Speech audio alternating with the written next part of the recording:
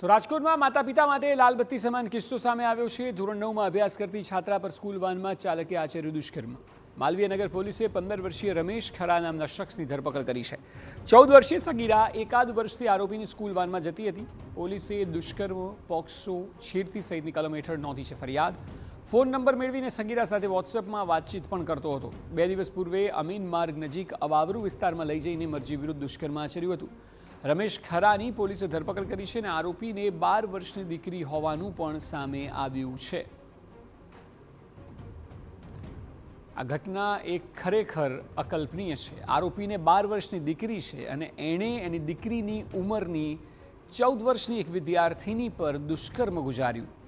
આ પિશાચી માનસિકતા છે। મા બાપ માટે પણ લાલબત્તી સમાન કિસ્સો છે, કારણ કે જે સ્કૂલ વાનમાં વિદ્યાર્થીને સુરક્ષિત હોય તે પ્રકારે સ્કૂલ વાન બાંધવામાં આવી હોય અને એ જ સ્કૂલ વાનનો ડ્રાઈવર આ પ્રકારે દુષ્કર્મ આચરે। વધુ માહિતી આપી રહ્યા છે સંવાદદાતા મોહિત ભટ્ટ। મોહિત, ખરેખર અચમચાવી દે તેવી આ ઘટના છે। ઘટનાની આખી વિગતો શું મળી રહી છે?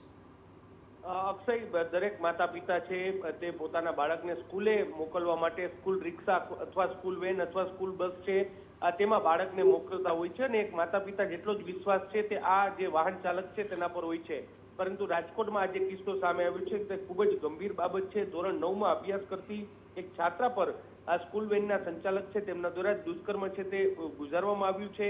આ જે સગીરા છે તે છેલ્લા ઘણા સમયથી આ જે સ્કૂલ વેન છે તેમાં જ પોતાની સ્કૂલે જતી હતી અને દરમિયાનમાં આ જે સૌપ્રથમ જે આરોપી છે તેમના દ્વારા વોટ્સઅપ નંબર લેવામાં આવ્યા। વોટ્સઅપ નંબરથી ચેટ ચાલુ કરી અને ત્યારબાદ 2 દિવસ પૂર્વે રાજકોટના અમીન માર્ગ નજીક અવાવરૂ સ્થળે લઈ જઈ અને જે સગીરા છે તેની સાથે દુષ્કર્મ ગુજારવાનો પ્રયાસ છે તે કરવામાં આવ્યો। સમગ્ર કેસમાં પોલીસે રમેશ ખરા નામના જે સ્કૂલ વેન સંચાલક છે તેમની ધરપકડ છે તે કરી છે।